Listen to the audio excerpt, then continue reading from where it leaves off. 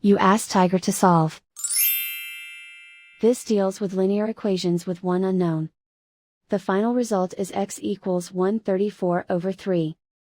Let's solve it step by step. Simplify the expression. Multiply the fractions. Expand the parentheses. Simplify the arithmetic. Break up the fraction.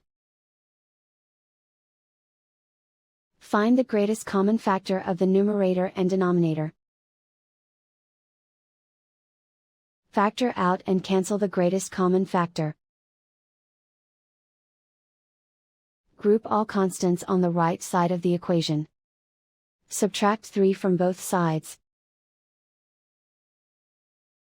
Simplify the arithmetic.